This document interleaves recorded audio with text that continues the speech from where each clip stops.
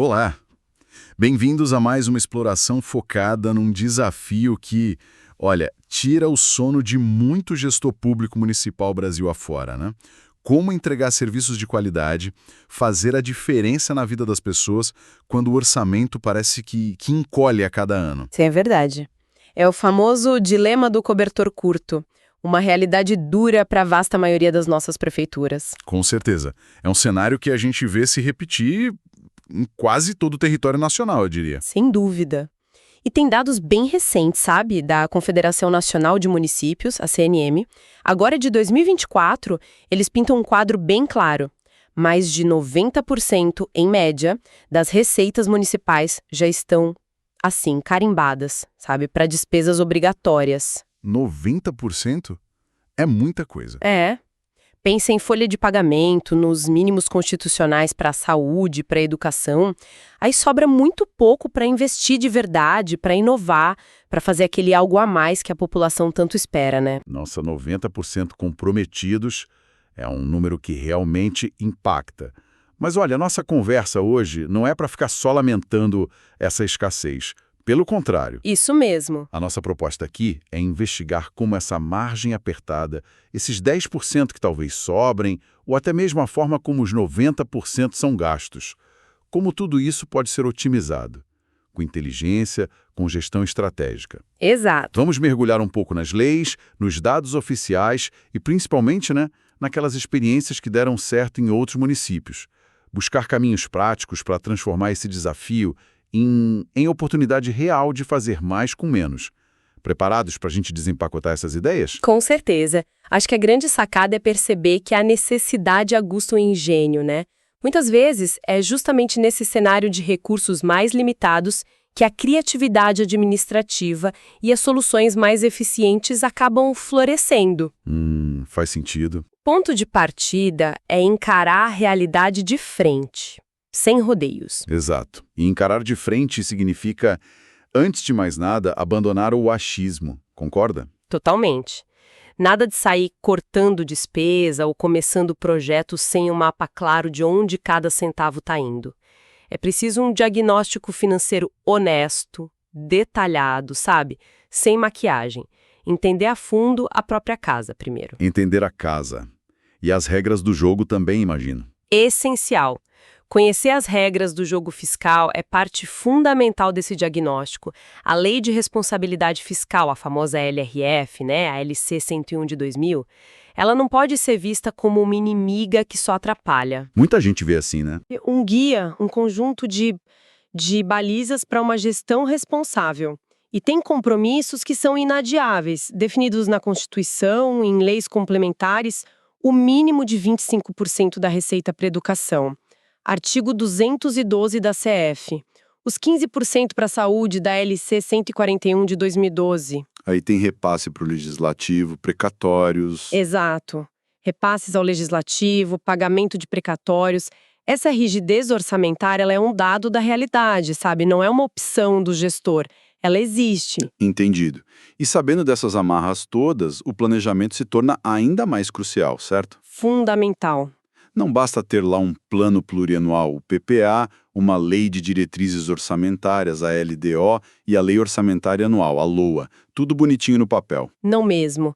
Eles precisam conversar entre si e principalmente estar conectado com as metas reais, com as metas possíveis do município, com aquilo que o orçamento permite entregar de verdade. Conectados com a realidade. Perfeitamente.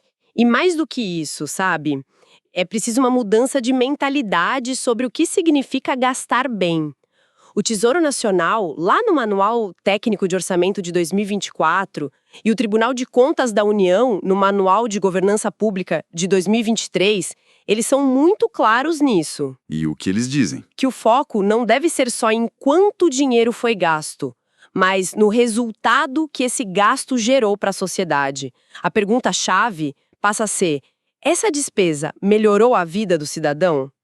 O TCU é taxativo, ele diz: a boa governança pública mede o resultado da política, não apenas se o dinheiro foi gasto. Nossa, isso é forte. Medir o resultado, não só o gasto. E isso força a gente a pensar em impacto, em valor entregue. Muda o jogo. Essa mudança de foco do gasto para o impacto é poderosa mesmo. E falando em usar recursos de forma mais inteligente, um desafio muito comum, principalmente para cidades menores, é a questão da escala, né? Com certeza. Como é que um município pequeno mantém sozinho um aterro sanitário que atenda todas as normas ambientais? Ou um hospital com mais especialidades? Até para comprar fica difícil.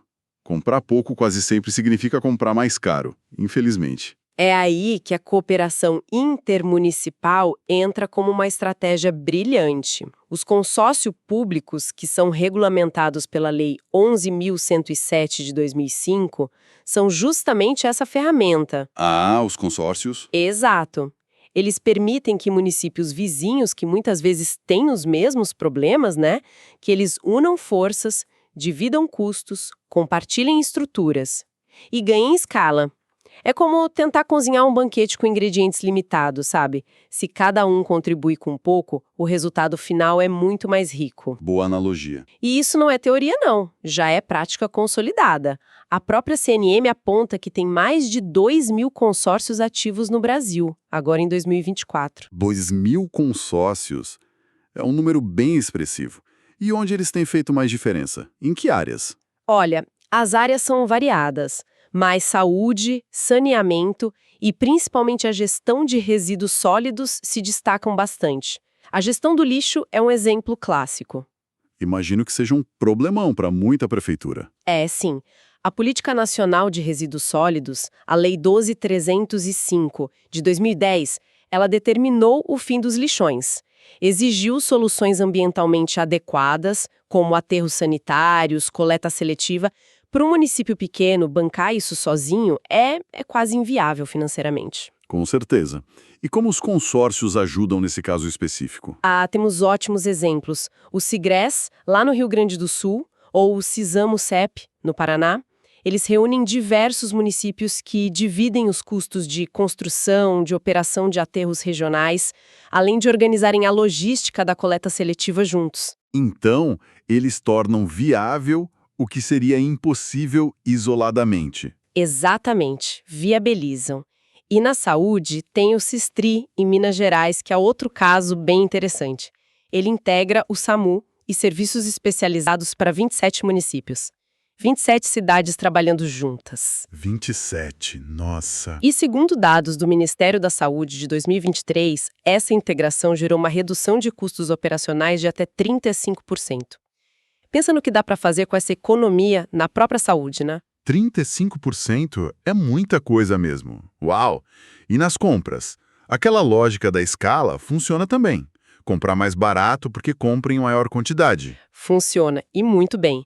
Compras consorciadas de medicamentos, material escolar, merenda, uniformes.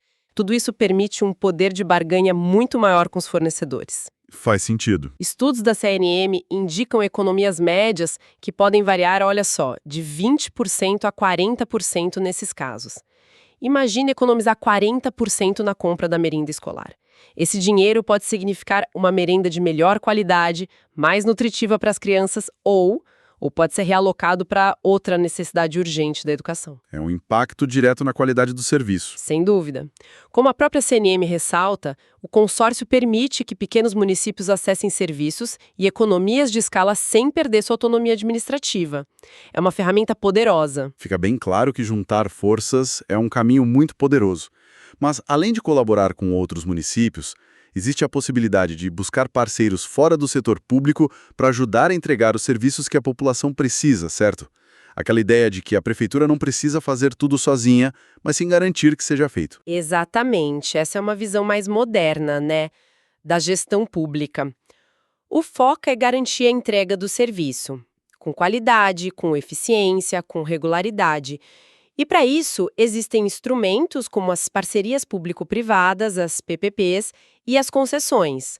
Elas são reguladas pela Lei 11.079 de 2004. PPPs e concessões. Isso. Nesses modelos, o setor privado entra com investimento, com a tecnologia, com a expertise em operação e manutenção, e ele é remunerado a longo prazo, geralmente com base em indicadores de desempenho, e também na economia que a parceria gera para o próprio município. O risco é compartilhado, sabe? E o foco tá no resultado final. Parece interessante na teoria, mas na prática municipal, isso já funciona bem? Não é algo muito complexo para as prefeituras darem conta? Olha, é complexo sim, não vou negar. Exige uma boa estruturação, exige capacidade técnica do município, mas funciona e tem gerado resultados bem expressivos. O BNDES, por exemplo, tem tido um papel importante nisso com a sua fábrica de projetos. Fábrica de projetos do BNDES. Isso, eles ajudam as prefeituras a modelar boas PPPs. Desde 2021, mais de 80 municípios já receberam esse apoio para estruturar seus projetos. Um exemplo que está muito visível para todo mundo é o da iluminação pública. Ah, sim. A troca das lâmpadas antigas por LED. Tenho visto isso em muitas cidades mesmo. Pois é, muitas dessas modernizações são feitas via PPP. Cidades como Belo Horizonte, lá em Minas, e Teresina, no Piauí, trocaram 100% dos pontos de luz por LED. 100%. Impressionante. Antes, gastavam fortunas com energia, com manutenção, fora a iluminação que muitas vezes era precária, né? Com a PPP, a economia na conta de luz chega a 60%. 60%? A manutenção fica mais eficiente e a cidade fica mais segura, mais agradável. É um ganho duplo, então, para os cofres públicos e para o cidadão. Exatamente. E no saneamento, que exige investimentos altíssimos, também vemos avanços importantes. Há casos de municípios, às vezes consorciados também, que firmaram parcerias, por exemplo, com empresas como a BRK Ambiental, e conseguiram saltar de uma cobertura de esgoto de, 40% para mais de 90% em cerca de 5 anos. O impacto na saúde pública, na qualidade de vida, é imenso. Realmente, são resultados transformadores. E tem um mecanismo interessante na lei das PPPs, que é o procedimento de manifestação de interesse. O PMI, já ouviu falar? PMI, acho que já vi essa sigla. Ele permite que a iniciativa privada apresente estudos, propostas de solução para um problema público antes mesmo da prefeitura lançar a licitação. É uma forma de atrair inovação, sabe? Atrair diferentes visões sobre como resolver um desafio. Ah, interessante. A empresa propõe a solução. Isso. No fim das contas, como o próprio BNDES diz, uma boa parceria não vem para substituir o Estado, ela vem para potencializar a capacidade de entrega do Estado à sociedade. Essa visão de potencializar a entrega é chave mesmo. Agora, saindo um pouco dessas grandes estruturas de colaboração, de parcerias, vamos olhar para dentro da própria prefeitura. Existe um campo enorme para ganhar eficiência, para economizar recursos, que talvez seja até mais acessível no curto prazo, né? Com certeza. A inovação nos processos internos, principalmente através da digitalização. Acertei. A mente é essencial para a gestão eficiente. E talvez seja um investimento com retorno mais rápido e direto para muitas administrações municipais. Um exemplo seria a nova lei de licitações. Exatamente. A Lei 14.133, de 2021, já deu um empurrão enorme nisso ao estabelecer o pregão eletrônico como regra geral, lá no artigo 17. O uso de plataformas como compras.gov.br, o Portal Nacional de Contratações Públicas, o PNCP, isso amplia a competição, mais empresas participando significa potencialmente preços menores, aumenta a transparência e reduz drasticamente os custos e a burocracia de um processo licitatório tradicional. Aquelas pilhas de papel, acabou. Menos papel, mais agilidade. E essa onda digital vai além das compras, imagino eu. Que outras áreas da prefeitura podem se beneficiar disso? Olha, praticamente todas. O Ministério da Gestão e Inovação, o MGI, lançou agora em 2024 o programa Gov.br Municípios, justamente para apoiar as prefeituras a adotarem soluções como identidade digital única para o cidadão acessar serviços online, ou o protocolo eletrônico, para dar fim àquela peregrinação de documentos físicos entre secretarias, sabe? Aquilo que ninguém aguenta mais, né? Exato. E pensa também na simplificação para quem quer empreender. Iniciativas como a Rede Sim, o Alvará Online, permitem abrir uma empresa de forma muito mais rápida, às vezes em menos de 24 horas. Isso não só facilita a vida do empreendedor, mas combate a informalidade e pode sim, a médio prazo, significar mais arrecadação para o município. É a famosa desburocratização acontecendo na prática, finalmente. E na gestão dos próprios servidores, a tecnologia ajuda a economizar também? Muito. Implementar sistemas digitais para controle de ponto, para marcação de férias, solicitação de licenças, comunicação interna. Tudo isso elimina papel, elimina carimbo, tempo perdido, retrabalho. O Sebrae fez uma estimativa interessante em 2023 E qual foi? que cidades de médio porte podem economizar, em média, R$ 500 mil por ano só com a digitalização desses processos de gestão de pessoas. R$500 milhão por ano? Não é pouco dinheiro, não. Municípios como Joinville, São Bento do Sul, lá em Santa Catarina, foram até reconhecidos no Prêmio Prefeito Empreendedor de Sebrae de 2024 por projetos de digitalização com resultados fiscais comprovados. Nossa, R$500 mil por ano. É um valor que, para um orçamento apertado, faz uma diferença enorme. Mostra que, como o Sebrae costuma dizer, né? Inovar não é necessariamente gastar mais. Não mesmo. Pensar a forma de fazer as coisas. Usar a inteligência e as ferramentas que estão disponíveis para ser mais eficiente. Então, olha, percorremos um caminho bem interessante aqui hoje. Começamos pela necessidade daquele diagnóstico financeiro realista, né, sem ilusões. Fundamental. Vimos o poder da união entre municípios nos consórcios, exploramos as possibilidades de trazer o setor privado para somar esforços através das PPPs e concessões, e, por fim, destacamos o impacto da transformação digital nos processos internos. Olhando para essas 4 grandes frentes, como é que o gestor que está nos acompanhando pode conectar tudo isso no dia a dia da prefeitura? Olha, acho que o ponto crucial é não enxergar essas estratégias como soluções isoladas, sabe? Como se fossem caixinhas separadas. Elas entregam o melhor resultado quando estão integradas, amarradas por uma visão estratégica maior de boa governança. Integradas. Isso. Um erro muito comum é sair cortando gastos sem critério, sem aquele diagnóstico inicial que a gente falou, ou implementar uma nova tecnologia sem redesenhar o processo por trás dela.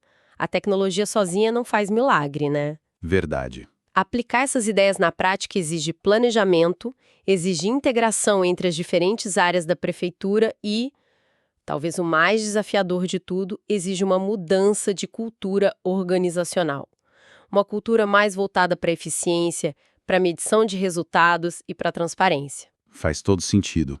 Então, o desafio de fazer mais com menos talvez seja menos sobre a falta de dinheiro em si e mais sobre a capacidade de gerenciar melhor, de mudar a cultura e de usar a inteligência administrativa apoiada em dados, em tecnologia, para superar as limitações orçamentárias. É isso. Acho que você resumiu perfeitamente. É mais gerencial e cultural do que puramente financeiro. Bom, chegamos então ao final da nossa conversa de hoje, que foi focada em como otimizar a gestão municipal, mesmo quando os recursos são escassos. Acho que a mensagem que fica é bem clara. A inteligência administrativa, o planejamento cuidadoso, a disposição para colaborar e a abertura para inovar acabam se tornando o novo orçamento das prefeituras. Exatamente. A eficiência, medida não só pelo dinheiro gasto, mas pelos resultados entregues ao cidadão, é o que realmente importa para equilibrar as contas e gerar valor para a comunidade. Perfeito. Tem uma frase do TCU, de 2023, que eu acho que encapsula essa ideia de forma muito precisa. Eles dizem: gestão pública moderna é gastar bem o pouco que se tem e provar, com dados, que isso faz diferença. Gastar bem o pouco e provar o impacto. Note a ênfase, não se trata de ter orçamentos ilimitados, mas de usar com sabedoria os recursos que estão disponíveis e demonstrar que essa boa aplicação transforma a realidade das pessoas. No fundo, é transformar a escassez, que é um fato para muitos, em um motor para a criatividade, para a inovação e para a busca constante pela boa governança. Excelente fechamento. E para quem nos ouviu até aqui, fica uma provocação final, uma reflexão. Pensando na realidade específica do seu município, com seus desafios e potenciais únicos, qual dessas estratégias que a gente discutiu hoje, o diagnóstico profundo e planejamento rigoroso, a força da cooperação via consórcios, as parcerias estratégicas com o setor privado ou a transformação digital dos processos internos, qual delas teria o potencial de gerar o maior impacto positivo e talvez o mais rápido na gestão dos recursos públicos aí onde você atua? Boa pergunta para levar para casa. Pois é, refletir sobre isso, ponderar as alternativas, já é o primeiro passo fundamental para iniciar uma jornada de transformação na gestão. Fica aí a reflexão.